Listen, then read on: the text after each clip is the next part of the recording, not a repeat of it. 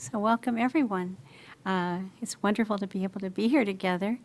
Um, I think that it's great when we can carve out a space in our daily life to just stop, come back to ourselves, calm our minds, calm our bodies, and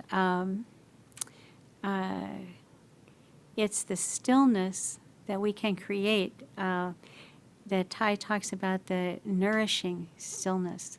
It's very nourishing when we can really allow our nervous system to take a rest and reconnect with our inner wisdom, our true nature and our inner wisdom.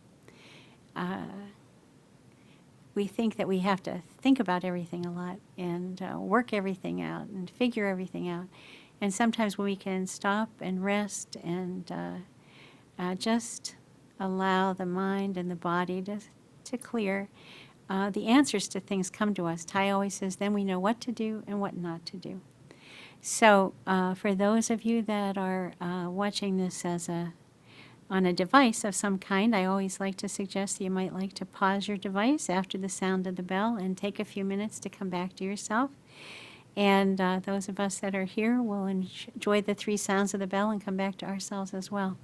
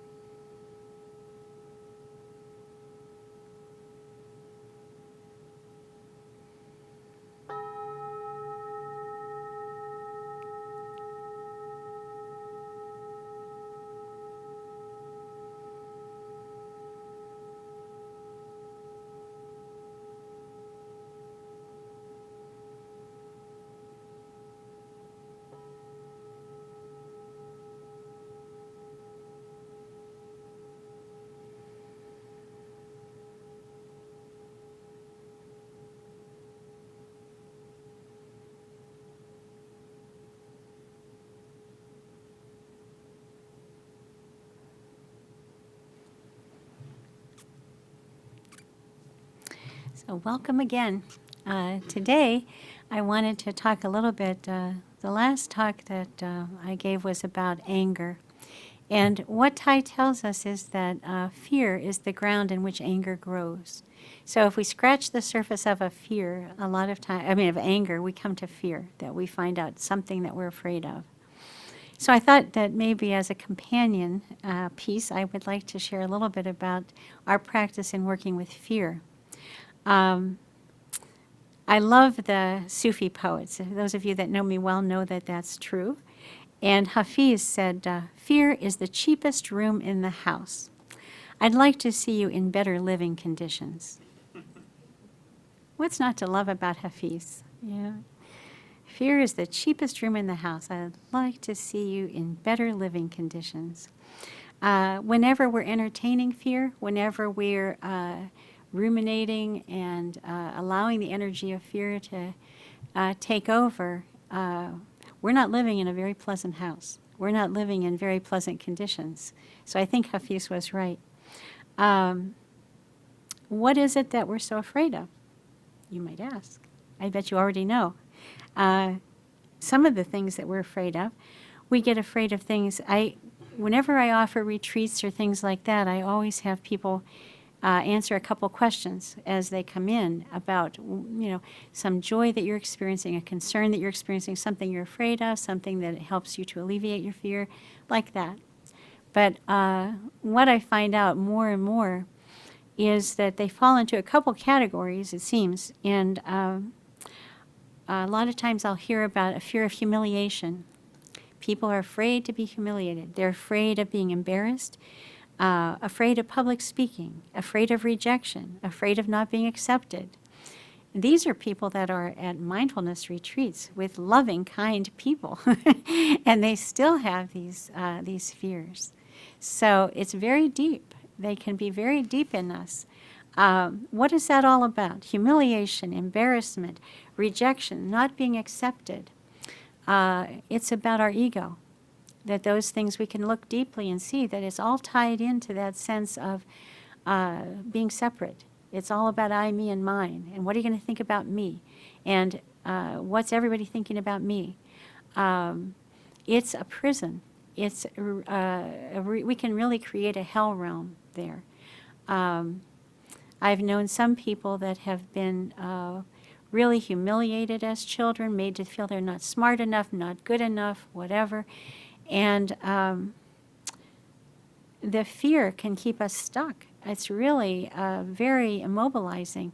It also can keep us from being very good students. It can keep us from learning too much because we have to feel like we have to appear to know everything already. I can't appear to be silly or not aware. I need to appear to know everything and be on top of it all. And that is a prison. It is, there's no human being that's on top of it all. When we can relax into and accept our own humanity, accept the fact that we're all human, we all make mistakes, that we all are worthy of love and respect and understanding, then those fears sort of fall away. That it really does help. But that's an ego thing, and we get caught in the ego also feeling not good enough. We can feel too good, we can feel like we're better than, we can feel that we're less than, we can feel that we're equal to. No matter which way we're looking at it, it's still separating out, that there's a me and there's a you, and we're separate. And I can compare us in some way. When in fact, I like to think about us as being like drops in one big river or cells in a great big organism. And the more that we can cooperate and take good care of all the other cells in this organism, the healthier the organism is, the happier all the cells are in the organism, and the freer we all are. That we can get over that little isolating prison. And that's what Einstein called it, a prison of the self. So he was a lot smarter than me.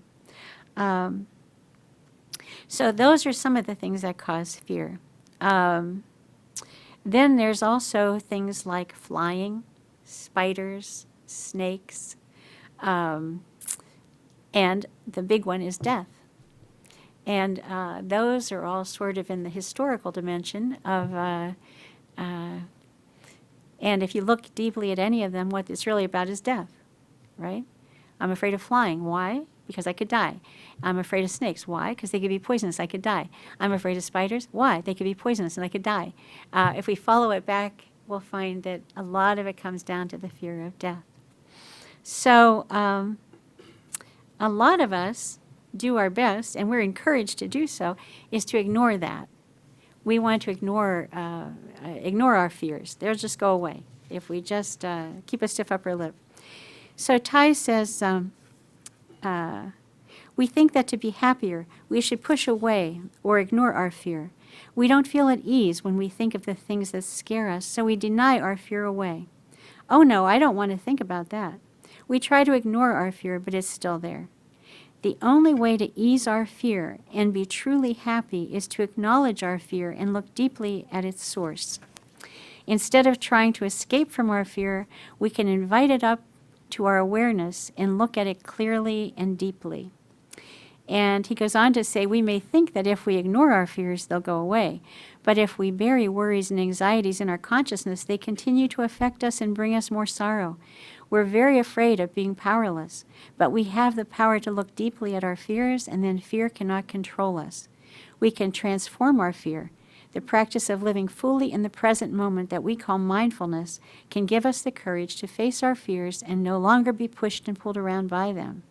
To be mindful means to look deeply, to touch our true nature of interbeing and recognize that nothing is ever lost. So, it's the wisdom of no escape, that you can pretend that you're not afraid. We can all pretend, and we can pretend that things don't bother us. But unless we're willing to develop our courage and our fearlessness so that we're able to touch those things that scare us. We just spend our life trying to make our life smaller and smaller. So we do less and less things that are scary. We don't put ourselves out of our comfort zone. Maybe that we never do anything where we could be embarrassed, humiliated. We don't dare talk in public. Stay away from all snakes and spiders. We're just trying to make our life what we consider to be safe, but it never is safe because we know better. Somewhere in there's that underlying anxiety that we carry around with us, that fear. And so we need to try our best to develop our fearlessness. And Ty's given us a lot of good suggestions for how to do that. The basic one, of course, is again to develop our mindfulness and concentration and retrain our minds so that we can be aware of what are we thinking. And does this fear have any validity to it at all? That's very, very important. What I have seen is also we can create exactly what we're afraid of. We feel like we're powerless, but I've seen in myself and in other people so often that we can be so afraid of something that we make it happen. And you say, I would never make it happen because I'm too afraid of it. Well, yes, you will. I know one woman, it was so interesting that years and years ago, I was doing some counseling, and I had this lovely couple come in. And the woman was from a very big family. Her father had been a philanderer and had a number of affairs. Her mother had used all the children in the family as her counselor, so they were all well aware of all the stuff that had gone on, so that the mom could create a team, and they would all be mad at the dad for her. And so this woman went on to get married and have a few kids of her own. And so, but she didn't trust that it would work out because of what she had seen growing up. And I said, well, how did you feel about getting married? She said, oh, I can remember walking down the aisle and having absolutely no hope that this would ever last. So then what happens is that have a few children, and what they were in counseling for was that she didn't trust him at all. He seemed like a genuinely very, very nice guy, and he was perplexed by this whole thing. And he would get home 10 minutes late from work, and she would be through the roof, screaming that she was sure he was having an affair. And you could just see this guy sitting there going, 10 minutes late, I don't have time to have an affair. It would take me longer to have an affair. He's trying to be logical, It's like if I were really going to have an affair, I'd give it more time than that. And so it didn't matter to her. This was a visceral, very, very deep fear in her. So I turned to her and I said, what is it that you're afraid of? She said, I'm afraid he's going to leave me. And I turned to him and I said, when you walk in and she's screaming, what do you feel like doing? Leaving, right? And I turned to her and I said, if I were going to come up with a game plan for you to get exactly what you're most afraid of, I could not come up with a better one than you have already created for yourself. This is not unusual. She's not bizarre at all. That's just a clear example that I can think of. But it happens all the time in all different levels. That we do this. And the other thing that happens very frequently with fear is it can keep us from really our true happiness, from realizing our being able to express all the gifts we came into this lifetime with. And I think, if I'm not mistaken, where was it? Yes, J.R.R. Tolkien wrote, he said, a man that flies from his fear may find that he has only taken a shortcut to meet it. Right? So we need to be very well aware. And again, if we develop our mindfulness and concentration, we can look and see, what is it I'm afraid of? And get to know our fears. We can get real familiar with them. A lot of times, like I said, if we're angry, that's a good doorway to look and see, what am I afraid of? And you find sometimes that that's the underlying thing, that there are a lot of people right now that are furious in our country about things that are going on in our country. And if you talk to them, you'll find out they're terrified, that they're very, very afraid of all kinds of things. Different people, it's different things they're afraid of. So it can be that, well, some people have seen through it. Madame Curie, Marie Curie, said, "Nothing in life is to be feared. It's only to be understood. Now is the time to understand more so that we may fear less." And that basically is our practice, to really stop, look deeply in order to understand.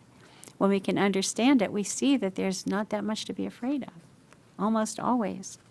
The Dalai Lama has a very good way. He says, if you're worried and there's something you can do about it, then you need to do that. If you're worried and there's nothing to do about it, then there's nothing to worry about. In either case, there's nothing to worry about. Okay? We need to retrain our minds, as I've said. And one of the places I like to go when I get stuck, as I've shared with some of you already, is those 4 questions that Thich Nhat Hanh says to ask, "Are you sure?" Right there, it helps free us up. It disentangles us from whatever view we're holding. I think the whole world is absolutely in a state of collapse. Am I sure? No. I don't know for sure. As I've shared in the past, I've been living with cancer for 11 years, and when I first got the diagnosis, it's saved 11 years of my life by asking, "Are you sure?" When I first got the diagnosis, I said, "Are you sure?" I had no idea if it's going to be dead tomorrow or if I'm going to be able to live a while. And it's been 11 years I've been able to live and enjoy life. If all I'd done was give in to fear and speculation, I could have been anxious for 11 years and wasted my time. So it is, you can tell I feel very passionately about how powerful these questions can be. So "Are you sure?" is a wonderful way out. The other thing that we can ask when we become fearful is, "What am I afraid of?" Just like I said, if we can look deeply to say, "What am I afraid of?" A lot of times I'll be dealing with people who call up for mentoring and they're angry about something. And I'll say, "What are you afraid of?" And I hear this dead silence. And then I hear, "I am angry." We're not even aware that I am fearful, they'll say. They're not even aware they're fearful. They just know they're angry. It's like, oh, yeah, there is fear there. I am afraid. So that's a good thing to know. And then what am I afraid of? What am I attached to? Am I attached to a view or an outcome? How many times have we really thought we knew what the best thing was, and if we didn't get what we wanted, it was going to be the end of the world, and we don't get what we want, and we find out it's a wonderful thing? How many times does that happen? You know, very frequently for us, that's for sure. I remember years ago, Richard and I were in Mexico, and we were going to be taking an all-night train. We had to take an all-night train from Mérida to Palenque, and it's a 12-hour overnight trip, and we went to the train station, and we thought, aha, we're getting our sea legs here, that we have to go early to get the ticket. We have to be there earlier than the tickets go on sale, and that way we'll be able to get tickets. We're figuring this out. So we get in line. There's already a big line there. Arg. So anyway, we get in line, and we stood there for probably an hour or something, and only to find out there are only 20 tickets on the train to Palenque. And there's about 100 people in line in front of us.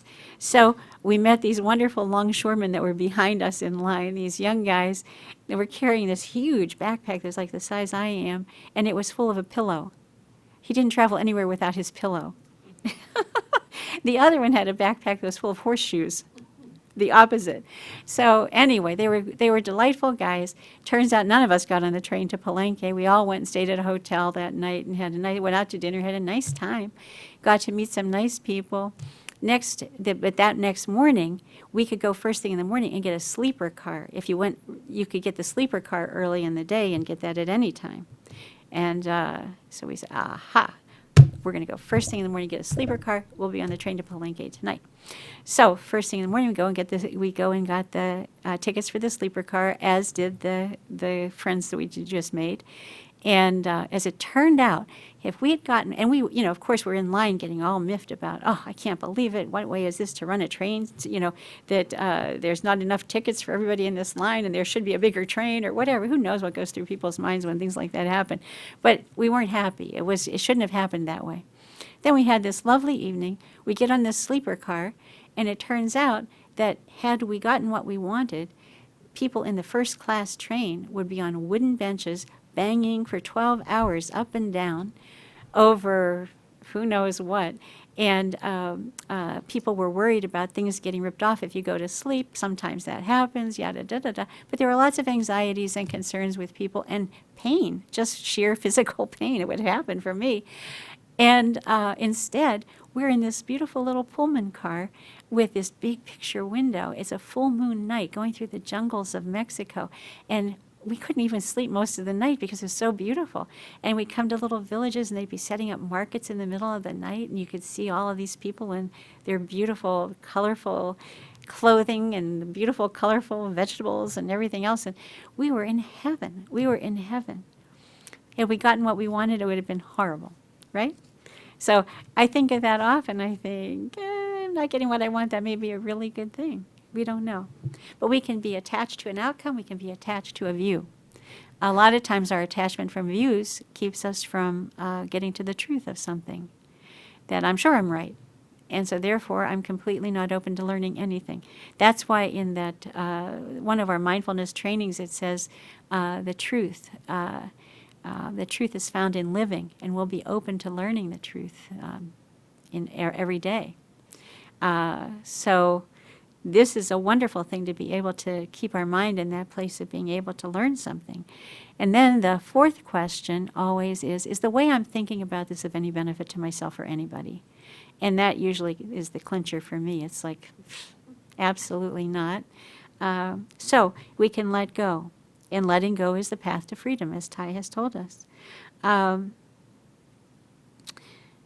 Then, in order for us to be able to become more and more comfortable with fears, one of the things that we're very afraid of, and I just kind of blithely slid right over that, was not knowing, asking, "Are you sure?"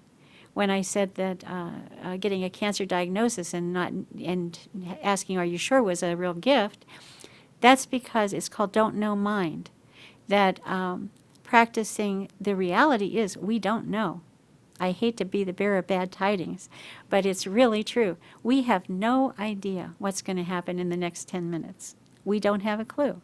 We like to think that we get up in the morning, we make a plan, we've got a calendar, we've got everything in place, we've got a car, we've got car keys, we're on the road. And we don't know what's going to happen. None of us do. And it makes us very uncomfortable to think of that. We like to feel that we're in control of everything. That's another hell realm. We've created another prison for ourselves. We don't even know it. The delight that happens in not knowing leaves open every possibility. In that space of not knowing is the possibility for everything. Anything might happen. How many people get all excited when they go on vacation? Why? Because they have no idea what's going to happen. It gets them so excited, and they come back, and what do they tell you about? The things that went wrong. Right? Isn't that true? They come back and they'll say, "Oh, you'll never believe what happened." And it was so exciting. They feel very alive, I just told you about something that happened on my vacation, right? And that's something that stuck in my mind. It was a beautiful lesson, right? But this can help nourish us. This puts us in a very childlike state with hopefully the wisdom of age, however, the openness of a child. That knowing that we don't know, it doesn't mean we sit around and say, "Oh, well, I just have to sit here and let life happen today. I don't know what's going to happen." No, it means that we can have a plan. We can go about our life doing what we do with the awareness that at any moment there might be a better idea, or I might learn something, and I might have to take a right turn or a left turn. I might not wind up exactly where I started off. And Thich said if we make up our mind about what happiness looks like, we've closed the door to every other possibility for happiness. Okay? So the freedom in not knowing, and to become more and more comfortable with not knowing. We're talking about fear. We have a fear of not knowing. What are we afraid of with death? We don't know what's going to happen. The more in everyday life we become comfortable with not knowing, the more grace we're going to die with. Right? We don't know. Is not knowing a bad thing? We don't know. Okay? Could be wonderful. We don't know.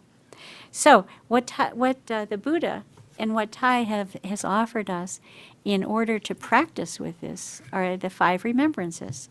I am of a nature to become old. I'm of a nature to become ill. I'm of a nature to die. I'm of a nature to lose everybody and everything I hold dear to me. There's no escaping any of those things, right? You could say, well, yes, there is. You could escape old age by dying early. Ha ha, right? I could see these wheels turning. I know how that works. I had some wheels of my own. However, then we get back to death again. So it's the wisdom of no escape. But anyway, the last one is that my actions are my only possessions. They are the ground upon which I stand. They are my continuation. And the actions are thoughts, words, and deeds. Those are the triple karma. Those are the things that create our karma. They're the only possessions that we have. They will be our continuation. That's what makes us immortal. That's what continues after we're gone, are the thoughts, words, and deeds. So we practice these every day. And you can say, well, that's kind of a downer. Just get up to get depressed every morning. I don't think that's a good plan. What it does is it helps us to become more and more and more comfortable with the things we're afraid of. And Thai never suggests that we stay there very long. He said we invite them up, maybe 5-10 minutes you spend. Those are the things everybody's afraid of. That stimulates fear in everybody. And the more comfortable we can become, and he said it's like blood circulation, allowing the fear to come up, embrace the fear, and let it go back down into the stored consciousness. It's like getting a good massage, having the circulation working. So we can just keep it moving. The Buddha taught that when we call up and get in touch with the truth, that we cannot escape old age and death, our fear, and the foolish things that we do. I love, Thai is so funny. And the foolish things we do to try not to feel it, it will cease. We no longer act out our fears unconsciously and fuel the cycle that makes them grow even stronger. And then he goes on to say, when we really face the fact that we will die one day, and maybe sooner than we think, we won't embarrass ourselves doing ridiculous things, keeping up the delusion that we're going to live forever. I love that. Contemplating our mortality helps us focus our energy into the practice of transforming and healing ourselves and our world. So when he talks about how we won't embarrass ourselves doing ridiculous things, pretending that we're never going to die. Oh, gee. So you really need to be able to get comfortable. That's the truth. It is just what's true. Everything is impermanent, including us. And instead of getting depressed about it, what it does is informs our life. So we don't do ridiculous things, that we try to make good use of the time we have and enjoy every single moment. It drives home. What he's basically talking about being ridiculous is wasting time. You know, he didn't waste any time at all, and would like for us not to be wasting our time. So I think that if you can incorporate those practices into your day, it can be a huge help. And like I said, we have to be compassionate with ourselves, not to sit there for 3 hours thinking about, oh no, I'm going to die. It's touching it, bringing it up, going through those phrases, acknowledging, yep, and yep, and coming away for the day thinking, I need to really understand how precious this lifetime is. Every being that I come in contact with, how precious they are. And I need to make very good use of the time that I have. That's a wonderful thing. You know, I woke up the other morning telling Richard that during my morning meditation, I had this vision of people standing at a window at in the hospital where the newborns are behind the window. They have all the bassinets laid out of all the new babies that have come into the world. And the joy that people feel, and there's smiles on people's faces as they're looking at these little things in bassinets. And I said, "Ah," and all I could think of was, if only we could hold people in that way until they were 18 years old.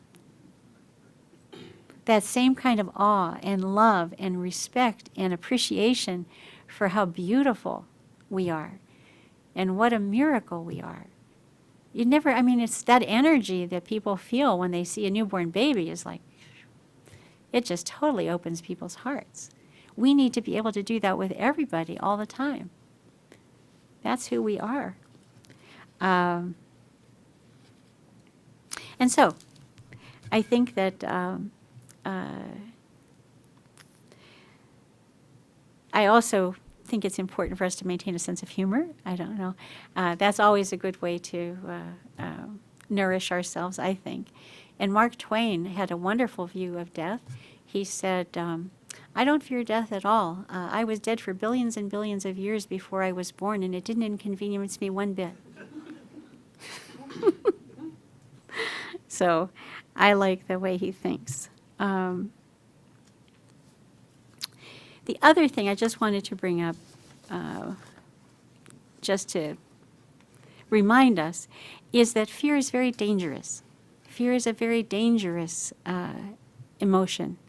That fear, when we're fearful, we're very easily manipulated by fear, controlled by fear.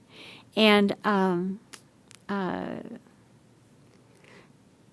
I always have used the quote by Hermann Goering, who was second in command of the Third Reich next to Hitler. And he said, why, of course people don't want war. Why should some poor slob on a farm want to risk his life in a war when the best he can get out of it is to come back to his farm in one piece? Naturally, the common people don't want war, neither in Russia nor England, or for that matter, Germany. That's understood. But after all, it's the leaders of the country who determine the policy, and it's always a simple matter to drag the people along. Whether it's a democracy or a fascist dictatorship or a parliament or communist dictatorship, voice or no voice, the people can always be brought to the bidding of the leaders. That is easy. All you have to do is tell them they're being attacked and denounce the peacemakers for lack of patriotism and exposing the country to danger. It works the same in any country. So, I like to remind us, I think Goering was an expert in manipulating people with fear. And this is his game plan. This is exactly, he's not keeping any secrets. That you just need to make people afraid that they're under attack. And then you have to paint the peacemakers as being unpatriotic. They're the problem. So why do I share this? Because again, to me, it's a great motivation to deepen our practice of mindfulness and concentration so that we pay attention. When we listen to people, when we hear people, are they trying to manipulate me? Are they watering my seeds of fear? I don't think my seeds are going to be available. It's those gates that we talk about. What are we allowing in? Are we good guardians of the gates? Are we, as gatekeepers, do we have a little, what could I say, a little manipulation detector instead of a metal detector? And don't go there. Bertrand Russell was another one that where was it? He was writing about,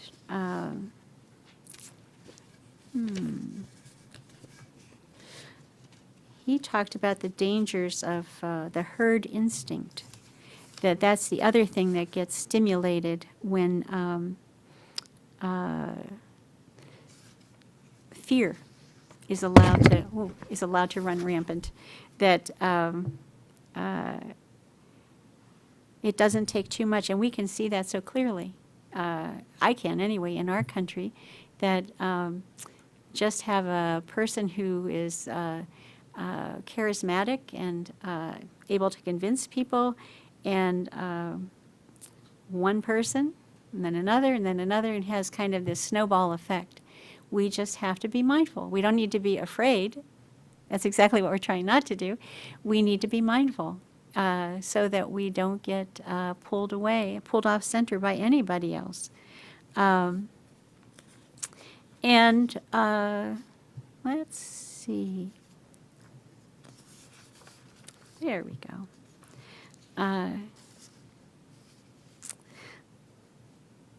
Thich Nhat Hanh was talking about how he and Martin Luther King were good friends.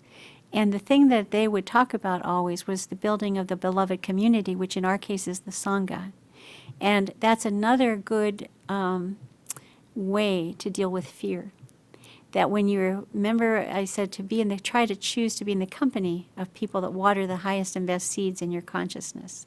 Try to be in the company of people who are expanding their capacity for mindfulness and concentration so that you're encouraged to expand your capacity for mindfulness and concentration, and be reminded on a regular basis not to get pulled off center, not to hand over your power to anybody or anything outside of yourself. Thich Nhat Hanh says, our happiness cannot be dependent on anybody or anything outside of ourselves. All of our practice is to develop that island in ourself that the Buddha talked about in his last talk. That island in ourself. Take refuge in the Dharma in ourself. We need to have a place of peace and stability in ourself, where we can always go no matter what. And we're not going to let anybody pull us off base. Gandhi said, I won't let anybody walk with their dirty feet through my mind. We're not going to give that over to anybody. We're not turning our power over to anyone. Martin Luther King, don't ever let any man make you stoop so low as to hate him. That when we feel ourselves getting pulled into fear and anger, to be able to look deeply and say, excuse me, but I need to take really good care of my consciousness. I'm not going to allow anybody to pull me off into fear and hatred. I'm not going to go there. That I can have a lot of compassion for people who want to do that, but I'm not game. Okay, and I'll just end today with a couple readings of, one is a beautiful reminder from John Lennon. He said, there are two basic motivating forces, fear and love. When we are afraid, we pull back from life. When we're in love, we open to all that life has to offer with passion, excitement, and acceptance. We need to learn to love ourselves first in all our glory and our imperfections. If we cannot love ourselves, we cannot fully open to our ability to love others or our potential to create. Evolution and all hopes for a better world rest in the fearlessness and open-hearted vision of people who embrace life. In order to embrace life, we have to develop fearlessness. If we're cowering in the corner, afraid of everything, we're not embracing life. We're not able to. And so, with a little help from our friends, and a little help from the Dharma, a little help from our teachers. We don't want to force anything. We want to be very gentle with ourselves. We don't have to throw ourselves into the deep end of the pool. Very gently expand our envelope. Very gently, what is it? Eleanor Roosevelt said, do something every day that you're afraid of. That you need to just expand the envelope a little bit, so that we don't get fossilized into living a very tiny life out of fear. And then there are, yes, one of the ways that we can keep from falling into those traps are, here we go, to water the seeds of joy in our consciousness. That we need to, when I say we have to expand our ability and expand our courage to be with the things that scare us, one of the things we do is nourish all the seeds of joy that we have. It expands our capacity, it expands our, what could I say? It helps build our confidence that I can choose joy. that then I can touch what's fearful because I know I can choose joy, that it's always there. There's something I can choose to be grateful for. There's something that I can choose to appreciate, some condition for happiness that I can focus on. And so, just to remind us, please be thinking about what is it that you do to nourish those seeds of joy. That's absolutely critical to do the rest of our practice. I, for one, take nourishment in nature. I really get nourished and get a lot of joy from nature. So I just wanted to close with a couple readings. One is by Wendell Berry, and he says, "When despair for the world grows in me, and I wake in the night at the least sound, in fear of what my life and my children's lives may be, I go and lie down where the wood drake rests in his beauty on the water, and the great heron feeds. I come into the peace of wild things who do not tax their lives with forethought of grief. I come into the presence of still water, and I feel above me the day-blind stars waiting with their light. For a time I rest in the grace of the world and am free." That's what nature does for me. I don't know if it does that for you or not, but if it doesn't, maybe Wendell Berry will do it for you. I just love. I feel like poetry has the capacity to transport us and transmit an experience, a direct experience. And I will finish today with just one more poem, and this one is by Mary Oliver. It's called "When I Am Among the Trees." When I am among the trees, especially the willows and the honey locust, equally the beech, the oaks, and the pines, they give off such hints of gladness. I would almost say that they save me, and daily. I am so distant from the hope of myself, in which I have goodness and discernment and never hurry through the world, but walk slowly and bow often. Around me the trees stir in their leaves and call out, "Stay a while." The light flows from their branches, and they call again. "It's simple," they say, "and you too have come into the world to do this, to go easy, to be filled with light and to shine." So, my dear friends, I am hoping that I've given you something you can work with. I'm hoping that you're able to see through your fears. Lao Tzu said, "He who can see through his fear will never be afraid." When we can look deeply enough to say, "No, I really don't have to be afraid. If there's nothing I can do about it, then there's no need to worry." So I hope that you'll develop a practice so you can see through your fears, you can become more and more fearless, and I really hope that you'll be able to, that you've come into this world to shine, and I really hope you'll be able to do that. Take very good care of yourselves. We'll enjoy one sound of the bell.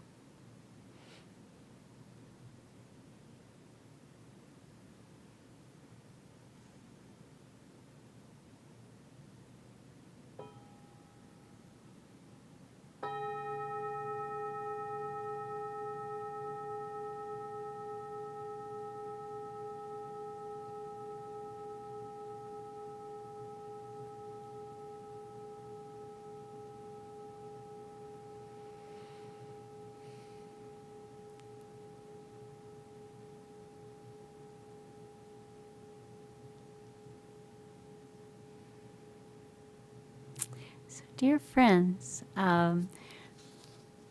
you've had the opportunity to write down some questions, and we're going to entertain those in the next section. So, thank you.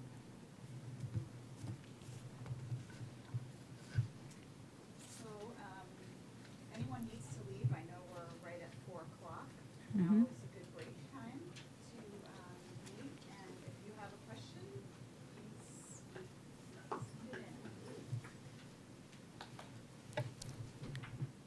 And thank you all for being here. Really, I can't thank you enough for challenging yourself with that trip.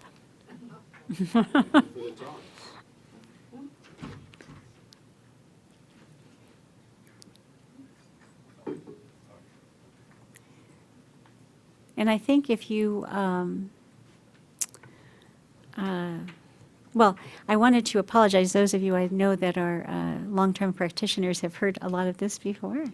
But I really appreciate it because we're doing this also for people that have never heard anything at all. So, yes, thank you for being here.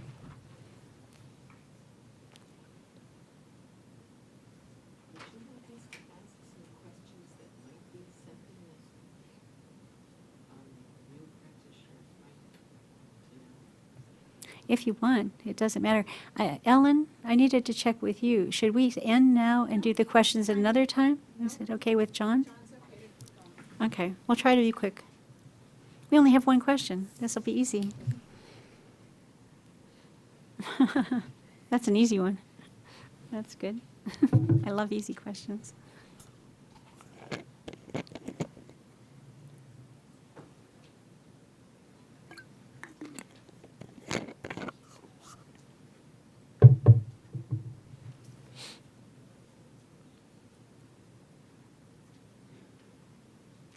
Another one. Uh-oh.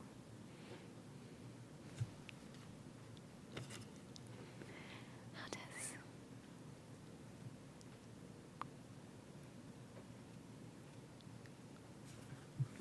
Good questions.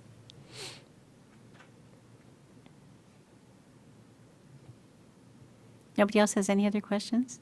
I can't believe it. It was clear and complete.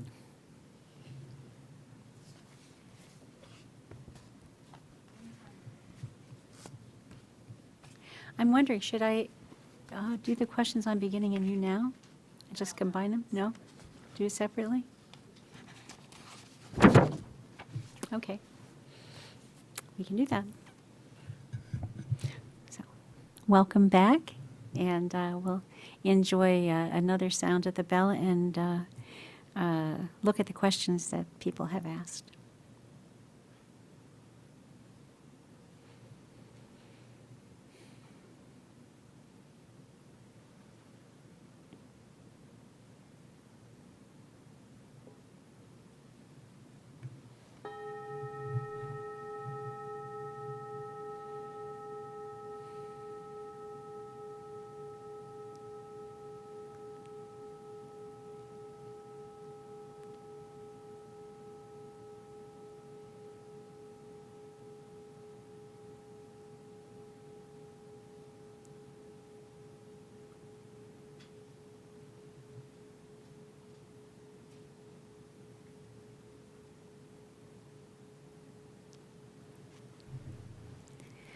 So, dear friends, somebody asked the question, is there fear that is good? Yes. Fear's there for a reason, so I'm sorry I didn't address that we have the capacity to be fearful. It's built right into the limbic system, that any perceived threat activates the limbic system right away. That's what causes us to be very reactive. So our practice is about modulating that we have the ability to stop and breathe 3 times and activate the frontal cortex so we can actually think about how we're going to respond to things rather than just react. And but the initial fear, we are hopefully develop some discernment so we can look deeply and say, is this useful? Is it something, I mean, I don't want to put my hand on a hot stove like that. Is it something that makes good sense and will help me to be careful so that I don't make mistakes? Or is this something that's empty? This is something, and generally I think when fear takes on a life of its own, is overtaking our life, and we're ruminating and perseverating, and there's something going on that we just can't get out of our minds, that's when it becomes really toxic in us. So to really try to develop your discernment as to what is of any use at all, like I said, is the way I'm thinking about this of any benefit to myself or anybody else? That would be the question I would ask then. And then another question was, how does loving kindness practice help to calm fear? In every way. It's a wonderful, wonderful practice. Like I said, just stopping and breathing can help. And loving kindness practice, for those of you that are new to it, is sending loving wishes to everybody, to ourselves, to a benefactor, a friend, a neutral person, a difficult person. We keep expanding the field. And the more time, loving kindness metta practice is considered to be a concentration practice as well as a purification practice for this very reason, that concentration because we're keeping our mind focused on some phrases. And classic phrases would be, may I be happy, may I be healthy, may I be safe and free from danger, may I live with ease. Those would be like the classic 4 phrases. But we can use whatever phrases we want to send good wishes and all of our highest and best wishes to whoever we want. But I think that we send those thoughts, and as long as we're keeping our mind focused on those phrases, we're not keeping our mind focused on negativity or ruminating about what we're afraid of. So it can serve a very important purpose in terms of concentration. Like I said, we need to be able to develop the capacity to choose where we place our minds. And metta practice would be one of those practices that would be in that toolbox that we talk about. We need to have a toolbox full of practices that we can use at any time. So concentration practice, and it's also purification, because, like I said, it's purification because the more time we're spending on wholesome thoughts, the less time we're spending on unwholesome ones. And concentration because we're actually blocking out things and keeping our mind focused on those 4 phrases. And it sounds really easy to do, but it's really not. If you'd like to practice concentration practice with that, take 10 minutes and try to focus on nothing but 4 phrases for 10 minutes and see what happens. It's all an experiment. But yes, so metta practice can be very, very helpful in dealing with fear. Metta practice is also helpful in dealing with anger. That when we can get to the point of looking deeply enough to understand that the person who has acted as a catalyst to water our seeds of anger is also suffering, and then we can develop some compassion and send that person some metta. We would like for everybody on the planet to be very happy and free, because it would be better for everybody if everybody was. So metta is a wonderful practice. So I think that's all of the questions that we have, and we'll enjoy 3 sounds of the bell. And I want to offer my deepest gratitude to all of you for being here, and also to Thich Nhat Hanh for giving us these wonderful practices that help us to be free.